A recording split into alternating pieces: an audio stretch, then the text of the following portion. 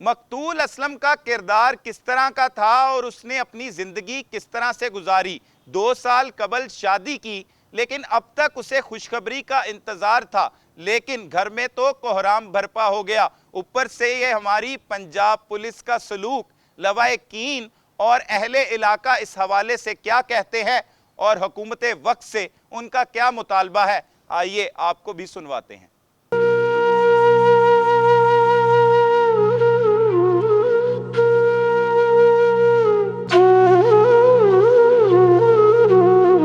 ज़िला शेखुपुरा का इलाका फैक्ट्री एरिया, उसका जो इलाका है अब्बास नगर, वहाँ पर असलम नामी नौजवान को 2 माह कबल बेदर्दी के साथ कत्ल करके एक और नौजवान समेत उसकी लाश को खेतों में फेंक दिया गया। किस तरह से ये कत्ल की वारदात हुई वो तो आप जान चुके हैं, लेकिन इस वक्त हमारे साथ अहले इलाका मौजूद हैं, अहले मोहल्ला मौजूद हैं।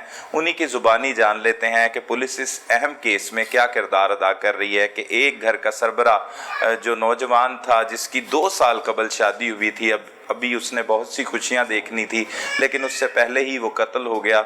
और उसके बाद पुलिस ने क्या किया, इस गरीब घराने के साथ क्या सलूक किया जा रहा है कि कहोगे कहो जी असी असलम कोई एक्टिविटी ਉਹਦੀ क्रिमिनल एक्टिविटी ਕਦੋਂ ਦਾ ਰਹਿ ਰਿਹਾ ਇੱਥੇ? ਮੈਂ 5 ਸਾਲ ਮੈਨੂੰ ਹੋ ਗਏ ਨੇ ਇੱਥੇ ਕੰਮ ਸਾਡਾ ਗੋਦਾਮ ਹੈਗਾ ਕੋਨੇ ਤੇ। 5 ਸਾਲ ਦੇ ਵਿੱਚ ਅਸੀਂ ਉਹਨੇ ਨਹੀਂ ਵੇਖਿਆ ਕਿਸੇ ਗੈਰ ਆਪਣਾ ਕਾਨੂੰਨੀ ਸਰਗਰਮੀ ਦੇ ਵਿੱਚ। ਅਸੀਂ ਉਹਨੇ ਵੀ ਵੇਖਿਆ ਸਵੇਰ ਕੰਮ ਤੇ ਜਾਣਾ, ਕੰਮ ਦਾ ਕੰਮ ਨਾਲ ਕਿਸੇ ਨਾਲ ਦਾ ਉਸੇ ਐਸੇ ਬਸ ਵੈਸੇ ਬੰਦੇ ਨਾਲ ਕੰਮ ਤੇ ਜਾਣਾ ਤੇ ਸ਼ਾਮ ਨੂੰ ਕੰਮ ਤੋਂ ਆ ਜਾਣਾ। ਅਸੀਂ ਉਹਦੇ ਵਿੱਚ ਕੋਈ ਐਸਾ ਐਪ ਨਹੀਂ ਵੇਖਿਆ ਕੋਈ ਬੜਾ ਕ੍ਰਿਮੀਨਲ ਹੋਵੇ ਜਾਂ ਉਹਦੇ ਕੋਲ ਕੋਈ ਆਪਣਾ ਕੋਈ ਸ਼ਰਾਬ ਜਾਂ ਨਸ਼ਾ ਕਿਸੇ ਕੋਈ ਚੀਜ਼ ਨਹੀਂ ਸੀ। ਸਵੇਰ ਕੰਮ ਤੇ ਜਾਣਾ, ਸ਼ਾਮ ਨੂੰ ਕੰਮ ਤੋਂ ਆ ਜਾਂਦਾ ਵਿਚਾਰਾ। ਉਹਦਾ ਜ਼ੁਲਮ ਹੋਇਆ ਤੇ ਬਹੁਤ ਜ਼ਿਆਦਾ ਜ਼ੁਲਮ ਹੋਇਆ ਤੇ ਸਾਡਾ ਮੁਤਾਲਬਾ ਇਹ ਕਿ ਸਾਨੂੰ ਇਨਸਾਫ ਮਿਲੇ। बिल्कुल इंसाफ मिलना चाहिए। क्या असलम के बारे में क्या जानते हो, कितनी देर से जानते हो? तकरीबन 6-7 साल से मैं रह रहा हूँ, इस पास में मेरा घर है। बहुत ही अच्छा लड़का था, पता भी नहीं था यहाँ पे कोई रहता है या नहीं रहता है। उसने आना सीधा घर से सुबह काम पे, बस इतना ही उसका काम है। इसके अलावा कहीं आते जाते कोई लड़के उसके पीछे आते जाते आज तक नहीं हमने देखे हैं। तकरीबन 6 साल हो चुके हैं यहाँ पे, आज तक नहीं कोई लड़का देखा कि उसके पीछे कोई आ रहा है जा रहा है या किसी से झगड़ा हो रहा है या कोई शराब पी के गालियाँ दे रहा है मोहल्ले में बाजार में या किसी की माँ बहन को छेड़ रहा है। ऐसा आज तक कोई हुआ ही नहीं है कुछ भी। तो पता क्या लगा, क्या हुआ? यही बस बोल रहा है उधर जब डेथ हुई ना उनकी, हम गए थाना में, थाना फैक्ट्री एरिया में, तो उन्होंने हमें अंदर नहीं जाने दिया। कह रहे आप बाहर जाओ। हमने उसको बोला कि हम उनके मोहल्लेदार हैं, तो ऐसा तो वो लड़का है ही नहीं है। तो उन्होंने जो बाहर गार्ड बैठा हुआ उसने धमकियाँ देख कर भागो यहाँ से, यहाँ पे कोई लाश नहीं है, हम आपको भी अंदर कर देंगे। मगा दिया। ये सलूक है हमारी पुलिस का। ये सुन ले ਤੁਸੀਂ ਕੀ ਕਹੋਗੇ ਵੱਡੇ? ਮੈਂ ਜੀ ਤਕਰੀਬਨ 15 ਸਾਲ ਦੇ ਨੂੰ ਜਾਣਾ ਹੈ। ਮੈਂ ਸਾਡੇ ਕੋਲ ਸ਼ਬਾਇ ਤੇ ਹੀ ਭਲੇ ਦਾ ਘਰ ਸੀ ਤੇ ਉਹਨਾਂ ਦੇ ਘਰ ਹੁੰਦਾ ਸੀ ਨਿਕਾਹ ਜਿਹਾ ਸੀ। ਠੀਕ ਹੈ ਕਿ ਇਹਦੀ ਕਿਸੇ ਦੇ ਨਾਲ ਲਾਗਤਬਾਜ਼ੀ ਕੋਈ ਨਹੀਂ ਸੀਗੀ ਤੇ ਬੱਚਾ ਵਿਚਾਰਾ ਕਿਸੇ ਦੇ ਨਾਲ ਗਿਆ, ਧੋਖੇ 'ਚ ਮਾਰਿਆ ਗਿਆ ਵਿਚਾਰਾ। ਠੀਕ ਹੈ ਉਸ ਤੋਂ ਬਾਅਦ ਕਿ ਇਹ ਵਿਚਾਰੇ ਮਾੜੇ ਲੋਕ ਨੇ, ਇਹਨਾਂ ਦਾ ਕੋਈ ਸੁਣਦੀ ਗੱਲ को नहीं सुनता पाया। ठीक है लिहाजा है कि मेहरबानी इनकी बात सुने। बिल्कुल मेहरबानी सुननी चाहिए। हुकूमत वक्त के लिए ये मैसेज है। ये वो लोग हैं जो मोहल्लेदार हैं असलम के, ख़वातीन की एक बड़ी तादाद मौजूद है। माँ जी तुसी की कहोगे की होया सारा? ज्यादती हुई है, मेरा भतीजा लगता। अच्छा। सवेरे 10 बजे जाता है, रात में आ जाता, काम ना काम रखता, कोई गल नहीं, कोई बात नहीं, नशाई नहीं, पंखी नहीं। जुल्म हो गया। जुल्म हो गया। तो हुण पुलिस की कर रही है? वो भी जुल्म कर रही है। वो भी जुल्म कर रही है। असीं माड़े बंदे आ, सानू इंसाफ चाहिए। मेरा भतीजा लगता। आप क्या कहेंगे माँ जी, तुसी की कहोगे बाजी? भाई हमारे भाई लगते थे, मामू के बेटे थे, हमें इंसाफ चाहिए, यही हमारी गुजारिश है। हुकूमत कुछ भी नहीं कर रही, ना कोई पुलिस वाला कुछ भी नहीं कर रहा, हमारी कोई बात ही नहीं सुनता। आप क्या कहेंगे? भाई ज्यादती हुई बहुत सारी, इंसाफ चाहिए सानू। होया की मतलब तुहानू की पता लगा? कुछ भी नहीं होया, पता नहीं इत्थे लगाया ने ते अगां दा पता नहीं की बनया या की ना, कुछ दस भी नहीं रहे, ना इंसाफ दे रहे हैं, ना मुलजम फड़ रहे, कुछ भी नहीं कर रहा। बाजी तुसी? ਬਈ ਪੁੱਤਰ ਵੀ ਸੀ ਤੇ ਜਵਾਈ ਵੀ ਸੀ ਤੇ ਅਸੀਂ ਵੀ ਇਹਨਾਂ ਨੂੰ ਇਨਸਾਫ ਚਾਹੀਦਾ ਹੈਗਾ ਵੀ ਕੋਈ ਕਿਸੇ ਨਾਲ ਲਾਗਤਬਾਜ਼ੀ ਵੀ ਨਹੀਂ ਹੈਗੀ, ਕੋਈ ਕਿਸੇ ਨਾਲ ਵੀ ਨਹੀਂ ਹੈਗੀ ਤੇ ਫਿਰ ਇੰਜ ਕਰੇ ਜ਼ੁਲਮ ਕਰਨ। ਜਿਹੜੇ ਪੁਲਿਸ ਵਾਲੇ ਨੇ ਉਹ ਵੀ ਨਹੀਂ ਸੁਣਦੇ, ਥਾਣੇ ਵਾਲੇ ਜਿਹੜੇ ਨਜਾਇਜ਼ ਦਾ ਧਿਆਨ ਦੇ ਨੇ ਵੀ ਉੱਧਰ ਜਾਓ ਜਾਂ ਉੱਧਰ ਜਾਓ ਤੇ ਅੱਲਾ ਮਾਫ ਦੇ ਏਡਾ ਜ਼ੁਲਮ ਹੈ। ਅਸੀਂ ਏਰੀਏ ਵਿੱਚ ਹੈ ਤੇ ਕੋਈ ਵੀ ਸੁਣਨੀ ਗਿਣਨੀ ਚਾਹੀਦੀ ਹੈ ਨਾ ਪੁਲਿਸ ਵਾਲਿਆਂ ਨੂੰ, ਕੋਈ ਵੀ ਗਰੀਬ ਦੀ ਅਹਿਸਾਸ ਕਰਨਾ ਚਾਹੀਦਾ ਭਾਈ।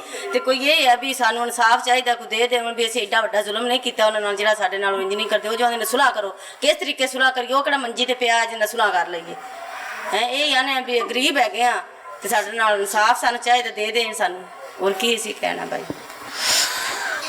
ਤੁਸੀਂ ਬਾਜੀ ਕੀ ਕਹੋਗੇ? ਇਹ ਮੇਰੇ ਭਾਈ ਸੀ, ਸਾਡਾ ਵੀ ਇਹ ਕਹਿਣਾ ਕਿ ਸਾਨੂੰ ਇਨਸਾਫ ਚਾਹੀਦਾ, ਵਜ਼ੀਰ ਆਜ਼ਮ ਦੇਵੇ, ਉਸਮਾਨ ਬਰਦਾਰ ਦੇਵੇ। ਅਸੀਂ ਬੜਾ ਰੋਲ ਚੁੱਕੇ, ਬੜਾ ਸੜਕਾਂ ਤੇ ਜ਼ਲੀਲ ਹੋ ਚੁੱਕੇ, ਪਰ ਸਾਨੂੰ ਇਨਸਾਫ ਨਹੀਂ ਮਿਲਿਆ ਹੈਗਾ। ਮੇਰਾ ਭਾਈ ਸਾਨੂੰ ਘਰੋਂ ਬਾਹਰ ਨਹੀਂ ਸੀ ਨਿਕਲਣ ਦਿੰਦਾ ਸੀ, ਅਸੀਂ ਉਹ ਵੀ ਜਗ੍ਹਾ ਵੇਖ ਲਈਆਂ ਜਿਹੜੀਆਂ ਨਹੀਂ ਸੀ ਵੇਖਣੀਆਂ ਚਾਹੀਦੀਆਂ।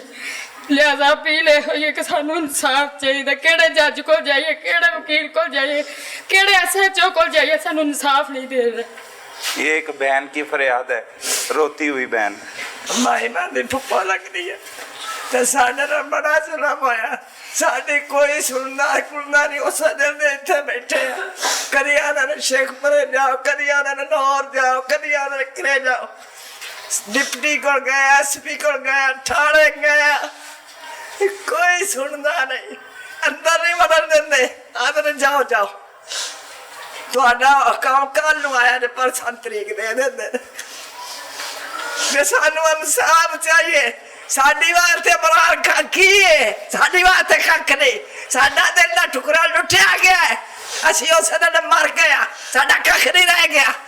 ਤੇ ਸਾਡੇ ਸਾਹਮਣੇ ਸਾਡੇ ਦੁਸ਼ਮਣ ਆਣ ਕੇ ਸੁਣਾ ਕਰੋ, ਇੰਨੇ ਪੈਸੇ ਲੈ ਲਓ, ਪੈਸੇ ਨਹੀਂ ਲੈਣੇ। ਸੁਣਾ, ਸਾਨੂੰ ਇਨਸਾਫ ਚਾਹੀਦਾ। ਸੁਣਾ ਬਾਤ ਦੀ ਗੱਲ ਹੈ, ਸਾਨੂੰ ਇਨਸਾਫ ਚਾਹੀਦਾ। ਸਾਨੂੰ ਇਨਸਾਫ ਦਵਾਓ। ਇਮਰਾਨ ਖਾਨ ਦਵਾਵੇ, हुकूमत दवावे, हुकूमत खांदी है, गरीबां नहीं छोड़नी। हुकूमत दा ते नाम है माजी तहरीके इंसाफ दी हुकूमत है, हुकूमत तहरीके इंसाफ है, इंसाफ इंसाफ देने वाली चाहिए। तहरीक है ते ਇਹਦੇ ਚ इंसाफ नहीं लभ ਰਿਹਾ। नहीं कोई इंसाफ नहीं। ਅਸੀਂ ਆਨੇ ਸਾਨੂੰ इंसाफ दवाओ, इंसाफ दवाओ। ਸਾਨੂੰ कोई नहीं इंसाफ करना। मेरा भतीजा 2 महीने हो गए ते बड़े लाचार होए हुए, दिल करे तो बड़े मर जाइए, दिल करे तो बड़े ओ दिल थाम नहीं आए, ओ दिल थाम नहीं आए। पुत्र लगने दे साखरा नहीं वेख्या जाता, जिवें ओदी हालत होई है ना, अल्लाह किसे ना होए, नाने दुश्मन ना होए। सानू इंसाफ चाहिए, सानू अल्लाह वास्ते इंसाफ चाहिए। किसे अल्लाह रा थानू वास्ता जे सानू इंसाफ चाहिए। सानू इंसाफ दो, सानू इंसाफ दवाओ। ਅਸੀਂ ਪੈਸੇ ਵਾਲੇ ਧਾਰ ਮਾਰੇ ਸੀ, ਗਰੀਬੀ ਕੱਢ ਲੈਂਦੇ। ਸਾਨੂੰ इंसाफ, ਸਾਨੂੰ इंसाफ। ये रोती गिड़गिड़ाती खवातीन ना सिर्फ असलम की रिश्तेदार हैं बल्कि अहले इलाका भी हैं, फुप्पी है, कोई चाची है, कोई मामी है, कोई मोहल्लेदार हैं। ये तमाम का यही मुतालबा है कि इन्हें इंसाफ चाहिए। और ये किससे इंसाफ मांग रहे हैं? हुकूमत वक्त से इंसाफ मांग रहे हैं, गिड़गिड़ा रहे हैं, रो रहे हैं। और इनका ये कहना है कि इन्हें पैसे नहीं चाहिए, इन्होंने अपने बेटे का, बच्चे का खून नहीं बेचना, अभी इंसाफ चाहिए। और वो इंसाफ किस तरह से मिलेगा जब हमारे इदारे, ख़ास तौर पर हमारा अहम तरीन इदारा, जिसे जब ये हुकूमत वक्त इक़्तिदार में नहीं थी तो इसे निशाना बनाया जाता था तनकीद का, इसे दुरुस्त करने की बात की जाती थी, इस पुलिस कल्चर को तब्दील करने की बात की जाती थी। तो ये उस पुलिस कल्चर से अब तक गरीब अवाम इतनी परेशान है। ये कोई चोरी का केस नहीं, कोई डकैती का केस नहीं, कोई मामूली नौयत के जुर्म का केस नहीं, बल्कि एक कत्ल का केस है। और ये वो उस शख्स का कत्ल हुआ है जिसकी 2 साल कबल शादी हुई थी, जिसकी बीवी भी बेवा हो गई, पूरा घर जो उसके ही खर्चे पर चलता था, वो वाहिद कफील था पूरे घर को चलाने वाला, बेआसरा कर दिया गया। ये पूरे ख़ानदान का कत्ल है। तो इन मुजाहिरीन का यही मुतालबा है, इन अहले इलाका का, इन घर वालों का, लवाहिकीन का, कि उन्हें इंसाफ फराहम किया जाए। ये किस तरह से किया जाएगा अब हम ये देखेंगे। हमारी जो कोशिश थी इनकी आवाज़ को हुक्मरानों तक पहुँचाना, लोगों तक पहुँचाना, अवाम तक पहुँचाना, वो हमने रख दिया है। अब किस तरह से पुलिस इसका इंसाफ करेगी उसका इंतज़ार रहेगा। असलम के कत्ल की वारदात हमें यह सबक देती है कि किसी भी अजनबी शख्स से ताल्लुक या दोस्ती बनाने से पहले उसे अच्छी तरह से भांप ले, नहीं तो अंजाम इसी तरह का भयानक हो सकता है। अपने इर्द गिर्द होने वाले जुर्म को फौरी 15 पर रिपोर्ट कीजिए। अपने मेज़बान सलमान कुरैशी को इजाज़त दीजिए। अल्लाह निगहबान।